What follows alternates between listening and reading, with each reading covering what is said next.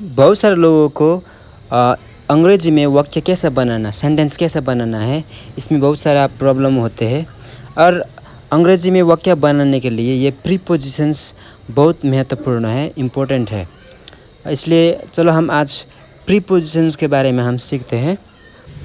ये प्रीपोजिशंस जो शब्द है, इसको कैसे हम प्रयोग करते हैं वाक्य में, और इसका रूल्स क्या है, उसको हम आज सीखेंगे। और ये प्रीपोजिशंस का जो शब्द है वो क्या क्या है हम सीखेंगे। जैसे इधर में मैं लिख के रखा है कि हिंदी में मैं बोला जाता है, पर अंग्रेजी में उसको इन बोलते हैं। और अंग्रेजी में ऑन बोलने से हिंदी में उसको पर बोलते हैं। और ओवर बोलने से के ऊपर, और अंडर बोलने से के नीचे, और विदिन बोलने से के भीतर, और इनटू बोलने से के अंदर। अब इसको हम जब भी अंग्रेजी में हम सेंटेंस बनाते हैं और उसको हम वाक्य बनाते हैं, कैसा करके हम यूज़ कर सकते हैं और पूरा वाक्य हम बना सकते हैं, इसके बारे में हम एक एक करके हम देखेंगे। सबसे पहले है इन, IN, इन का मतलब होता है हिंदी में मैं। ये इधर एक उदाहरण भी है, जैसा कि मोना लिव्स इन पुणे, मोना पुणे में रहते हैं, तो इनका मतलब होता है मैं। अब दूसरी है इनटू, INTO, इनटू। इनटू का भी मतलब मैं होता है, और के अंदर होता है, और भीतर भी होता है। अब ये इनटू शब्द कब यूज़ होगा? जब कोई चीज़ किसी एक चीज़ से किसी और एक चीज़ के अंदर जाएगा, तब ये इनटू आता है। जैसा उदाहरण के लिए, the frog jumped into the well, मेढक कुएं में कूद गया। अब मेढक कुएं में कूद गया है, किसी और जगह से कुएं में कूद गया है। अब इस समय में इनटू लगता है।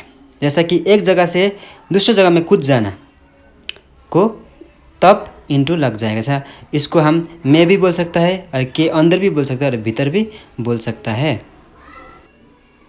अब दूसरा है विदिन, WITHIN, विदिन।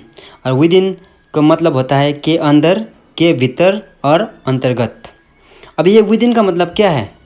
के अंदर भी होता है, पर वो जो इनटू था, इनटू जैसा नहीं। इनटू होता है कि मेढक कुएं के अंदर घुस गया, पर ये विदिन का मतलब होता है जैसा कि I will finish this work within 4 days, मैं इस काम को 4 दिन के अंदर में पूरा करूँगा।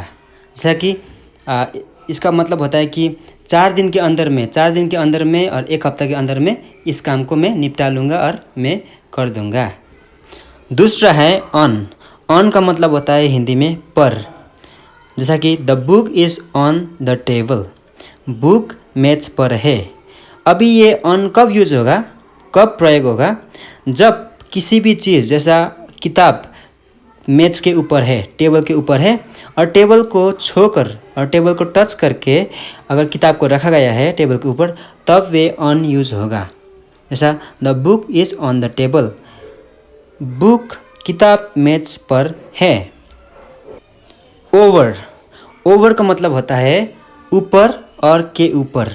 जैसा कि the fan is over my head, पंखा मेरे सिर के ऊपर है। अभी ये ओवर का मतलब होता है ऊपर, पर कब इसको प्रयोग करते हैं? जब किसी भी चीज़ हमारा सिर को छुए बगैर अगर ऊपर है, तो तब हमको यूज़ कर सकते हैं कि ओवर। जैसा कि फ़ैन जो चल रही है ऊपर, तो फ़ैन मेरा सर के ऊपर है, पर मेरा सर को फ़ैन ने छू नहीं रहा है, इसलिए the fan is over my head, पंखा मेरे सिर के ऊपर है। ओके, अभी दूसरा है अंडर। और अंडर का मीनिंग होता है नीचे, के नीचे और अधीन। अभी इसका मतलब क्या होता है? ये अंडर शब्द कब यूज़ करेंगे? जैसा कि example, the cat is under the table, the cat is under the table. इसके अर्थ होता है बिल्ली मेज के नीचे है। किसी भी चीज़ का नीचे, जैसा कि मेज के नीचे है बिल्ली, तो उसमें अंडर लगेंगे। अभी दूसरा कैसा यूज होता है ये अंडर वर्ड, अंडर शब्द?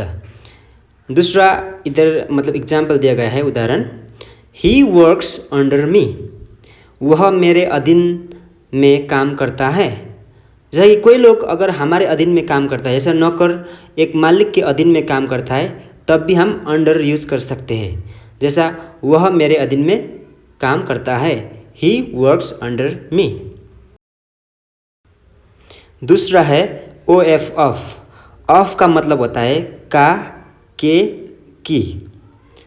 उदाहरण के लिए he is a student of best English classes.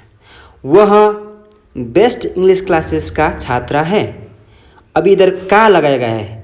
He is a student of best English classes. वह बेस्ट इंग्लिश क्लासेस का छात्र है। इधर में का लगाया गया है, तब ये यूज होगा। O F F off. ये ऑफ का मतलब का, की, के नहीं होता है, पर ये ऑफ का मतलब बंद करना, बंद। जैसा कि उदाहरण switch off the light. Light को बंद कर दो। Switch off the light, switch off the mobile, switch off the fan. ये स्विच ऑफ बंद करना में ये ऑफ यूज होगा। From, FROM, from. फ्रॉम का मतलब होता है से, और ये कब यूज होगा? जैसा कि he has come from Delhi. वह दिल्ली से आया है। तो से दिल्ली से आया है, और जब अगर मैं बोलूँगा तो आई एम फ्रॉम दिल्ली, तो मैं दिल्ली से हूँ। फॉर, FOR, फॉर, उसका मतलब होता है के लिए। जैसा उदाहरण दिस इज़ फॉर हिम, यह उसके लिए है। अगर मैंने बोला दिस इज़ फॉर यू, ये आपके लिए है।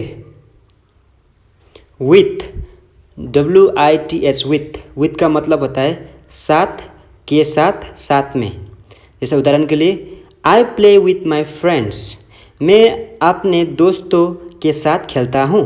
तो इधर साथ यूज किया हुआ है, इधर साथ प्रयोग किया हुआ है। जैसा आई एम विथ यू, अगर मैंने बोला तो मैं आपके साथ हूँ, विथ, साथ। Bye, BY, bye. बाय का मतलब होता है द्वारा, के द्वारा, से, के जरिए से। उदाहरण के लिए ही केम बाय बस, वह बस के द्वारा आया। आई केम बाय बाइक, मैं बाइक के द्वारा आया। About, ABOUT, about. अबाउट का मतलब होता है बारे में, के बारे में। उदाहरण के लिए tell me about your city, मुझे आपने शहर के बारे में बताओ। इधर बारे में प्रयोग हुआ है, तो शहर के बारे में बताओ।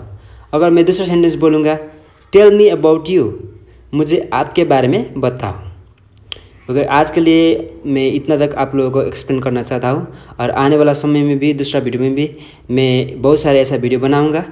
और ऐसा प्रीपोजिशन जो वर्ड है, बहुत सारे वर्ड है, दूसरा भी मैं नेक्स्ट वीडियो में लेकर आऊँगा। और आपको यदि अच्छा लगे तो आप लोग ये चैनल को फॉलो कर सकता है, सब्सक्राइब कर सकता है दूसरा वीडियो के लिए। और अगर आप लोगों को भी प्रश्न है और कुछ पूछना चाहते हैं तो भी आप लोग पूछ सकते हैं, और आप लोग कुछ कमेंट में आप लोग बता सकते हैं।